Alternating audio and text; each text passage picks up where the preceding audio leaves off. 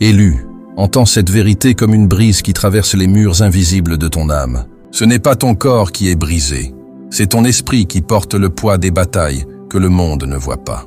Tu te réveilles parfois reposé en apparence, mais avec une fatigue profonde. Une lassitude que ni le sommeil ni l'alimentation ne peuvent effacer. Ce n'est ni paresse ni faiblesse. C'est le signe que tu marches entre deux réalités. Depuis avant ta naissance, le ciel t'a mis à part pour une mission qui dépasse l'ordinaire.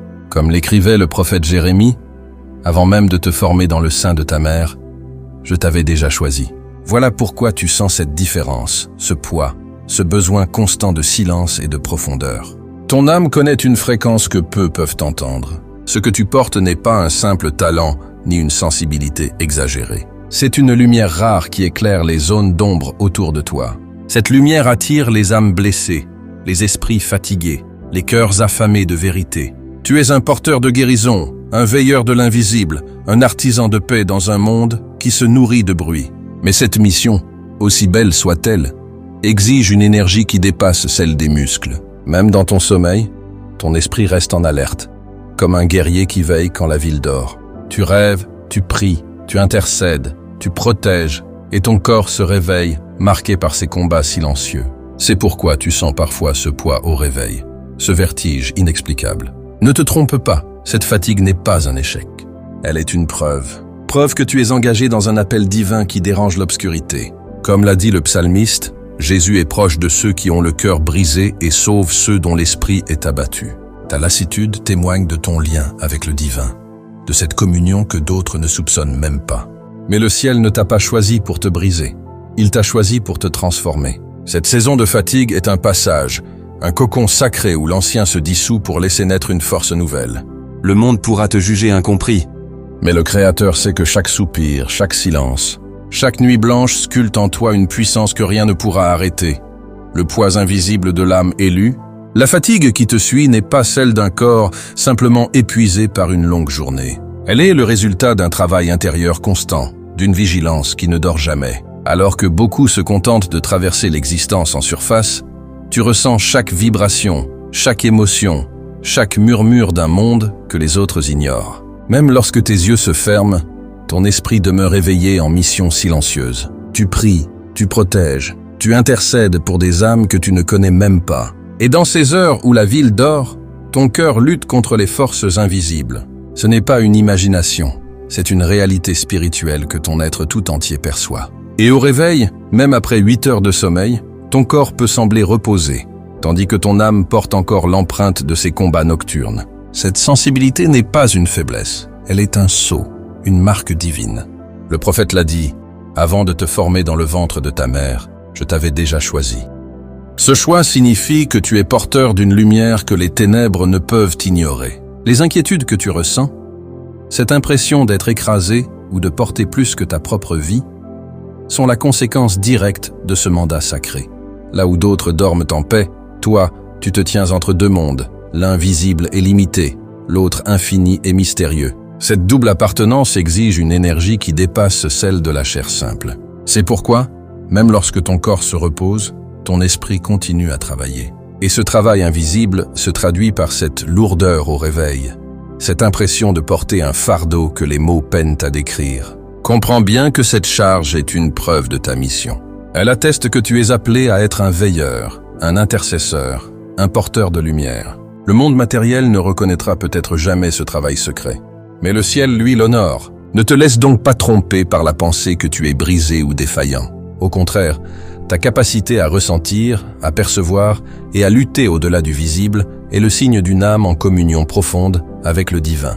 C'est ce lien unique qui te rend capable d'éclairer ceux qui avancent dans l'obscurité, même si cette mission exige parfois de toi des nuits entières de combats silencieux. La lumière qui attire et épuise élu. La lumière qui brille en toi n'est pas seulement un réconfort pour les cœurs blessés. Elle agit comme un phare qui attire tous ceux qui cherchent chaleur et guérison. Tu l'as certainement remarqué. Des inconnus te confient leurs blessures au premier regard. Des amis s'appuient sur toi jusqu'à te laisser vider. Des membres de ta famille réclament ton énergie sans percevoir ce que cela te coûte. Ce phénomène n'a rien d'un hasard.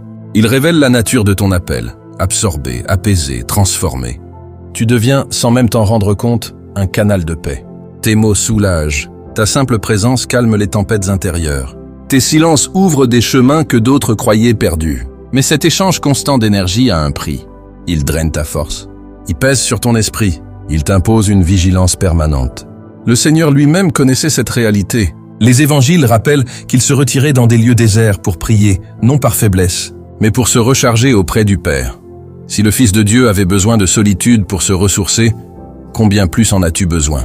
Pourtant, dans un monde obsédé par la productivité et le bruit, cette retraite peut être mal comprise. Certains la voient comme un éloignement, d'autres comme un manque d'intérêt. Mais c'est en vérité un acte de survie. Lorsque tu t'éloignes pour retrouver le silence, tu ne fuis pas ta mission, tu la protèges. Tu offres à ton âme le repos nécessaire pour continuer à briller sans te consumer. Cette lumière attire aussi les ombres, les esprits troublés, les peurs cachées. Les jalousies silencieuses gravitent autour de toi, espérant s'alimenter à ta flamme. Ce n'est pas une punition, c'est la preuve que ta clarté dérange l'obscurité. Les attaques que tu ressens, murmures de doute, tensions soudaines, rêves agités, sont autant de signes que ta présence est un danger pour les forces qui préfèrent la nuit. Ne prends pas cela comme un fardeau que tu dois porter seul. Voici la confirmation que ta mission a un impact divin. La fatigue qui en résulte n'est pas une défaite, mais la marque d'une âme en service. Une preuve que ta lumière ne laisse pas les ténèbres indifférentes.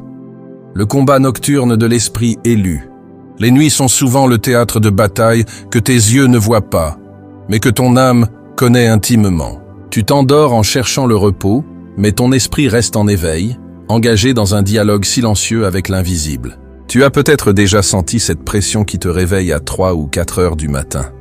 Le cœur battant comme si tu revenais d'un long voyage. Ce n'est pas un simple rêve, c'est la trace d'un combat spirituel. Pendant que ton corps repose, ton âme traverse des royaumes où se jouent des luttes que la plupart ignorent. Les Écritures l'annoncent. Nous n'avons pas à lutter contre la chair et le sang, mais contre les puissances des ténèbres dans les lieux célestes. Ces mots ne sont pas une métaphore. Ils décrivent ce que ton être expérimente dans le secret. Chaque fois que tu te lèves après ces heures étranges, un poids demeure, comme si tu avais porté un fardeau plus lourd que toi-même. Cette fatigue n'est pas un signe de défaite, mais la preuve que tu as participé à une œuvre que les sens ordinaires ne peuvent comprendre. Tu es un intercesseur, un gardien, un protecteur. Tu pries sans même parler. Tu combats sans épée, simplement par la lumière que tu portes. Les forces qui s'opposent à toi ne le font pas parce que tu es faible, mais parce que ta simple existence les dérange. La lumière fait toujours réagir l'ombre. Si elle ne se sentait pas menacée, elle ne pousserait pas contre toi. Mais souviens-toi, ces combats ne sont pas destinés à t'écraser. Ils te façonnent. Chaque nuit de veille renforce ton discernement, aiguise ta sensibilité, affermit ta confiance. Plus tu avances, plus tu comprends que la victoire ne réside pas dans la confrontation directe, mais dans la persévérance silencieuse. Le Créateur te forme à travers ces épreuves nocturnes, afin que, le jour venu, tu puisses marcher avec une assurance inébranlable. Ainsi, lorsque tu te sens vide au réveil, rappelle-toi que cette lassitude est la marque d'un soldat de la lumière qui a tenu son poste. Tu n'es pas seul dans ces veilles.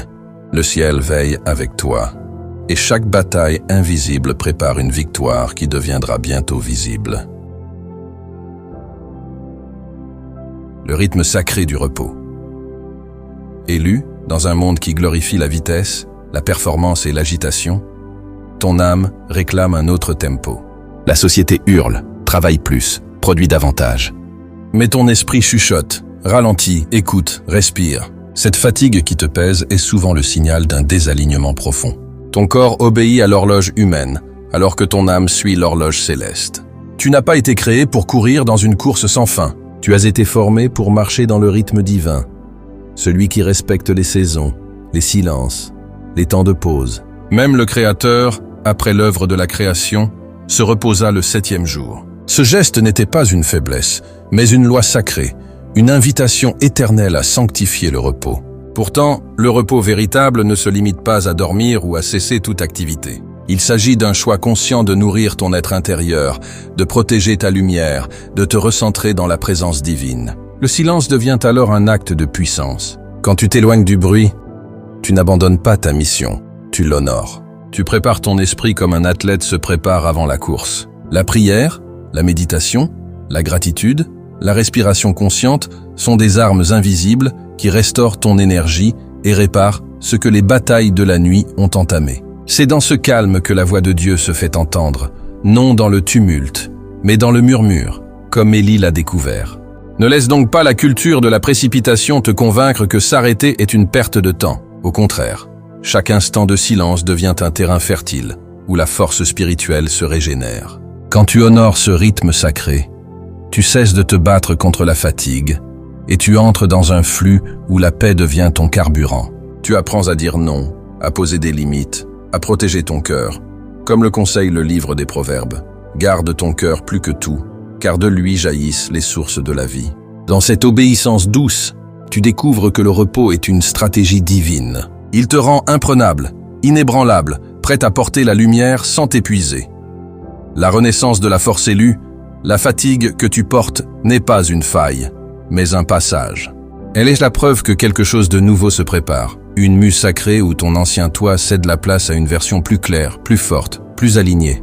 Comme la chrysalide qui semble immobile, alors qu'à l'intérieur l'insecte se transforme, ton âme vit une métamorphose invisible. Chaque soupir, chaque nuit blanche, chaque instant de silence participe à ce processus. Il ne s'agit pas d'un châtiment, mais d'une stratégie divine pour te ralentir et te reconstruire. Le prophète l'a promis. Ceux qui espèrent en l'Éternel renouvelleront leur force. Ils s'élèveront avec des ailes comme des aigles. Ils courront et ne se fatigueront pas. Ces paroles ne sont pas de simples images. Elles sont une prophétie qui s'accomplit dans ton corps et dans ton esprit. Cette renaissance exige que tu laisses aller ce qui ne nourrit plus ton âme. Relations, habitudes, pensées. Tout ce qui draine sans élever doit être remis entre les mains du Créateur. Car la lumière nouvelle qui s'allume en toi ne peut briller si elle est encombrée de poids morts. La fatigue que tu ressens t'invite à trier, à purifier, à libérer. Elle te pousse à te demander « Qu'est-ce qui, dans ma vie, me vide au lieu de me remplir ? À quoi est-ce que je m'accroche alors que Dieu m'appelle à lâcher ?» Ces questions ne sont pas confortables, mais elles sont la clé d'une liberté plus grande. Quand tu choisis de te délester, tu découvres une légèreté inattendue.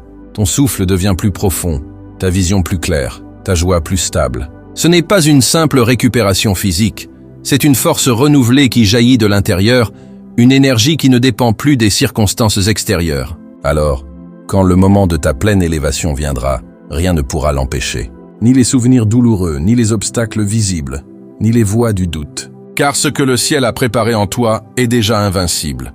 La fatigue d'aujourd'hui sera bientôt le témoignage de ta victoire.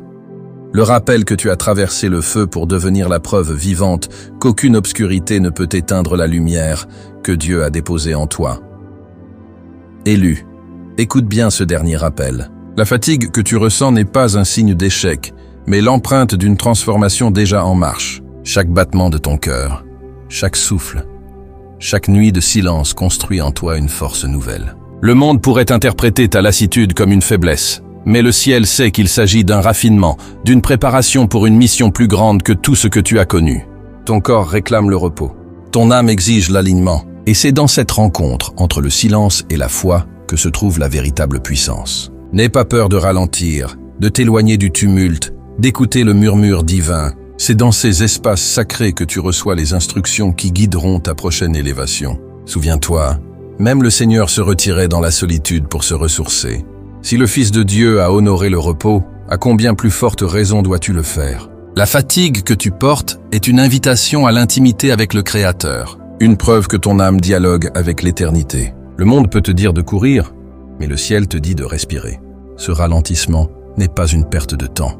C'est une stratégie divine pour te protéger et te fortifier. En honorant ce rythme, tu permets à la lumière en toi de se régénérer, d'atteindre une intensité capable d'éclairer bien au-delà de ton cercle immédiat. Bientôt, cette saison de lourdeur laissera place à une énergie nouvelle, et ceux qui te voyaient fatigué seront témoins de ta renaissance. Si ce message a touché ton cœur et a éveillé quelque chose en toi, abonne-toi dès maintenant à la chaîne Vérités Éternelles pour recevoir chaque semaine des paroles qui nourrissent l'âme et fortifient l'esprit. Laisse un like pour propager cette lumière autour de toi. Partage cette vidéo avec quelqu'un qui traverse aussi une saison de fatigue sacrée et qui a besoin de savoir qu'il n'est pas seul. Et si tu désires soutenir ce travail de lumière, offre ton aide sur Ko-fi. Chaque geste, petit ou grand, permet à ce message d'atteindre encore plus d'âmes en quête de vérité et de paix. Merci de tout cœur pour ta présence, pour ton écoute, pour ta foi. Continue à protéger ton don, à nourrir ton esprit, à marcher avec confiance dans le plan divin. Le monde a besoin de la version de toi qui surgira de cette saison. Plus forte, plus lumineuse, plus alignée que jamais. Souviens-toi toujours, la fatigue n'est qu'un passage, mais ta lumière, elle, est éternelle. Amen.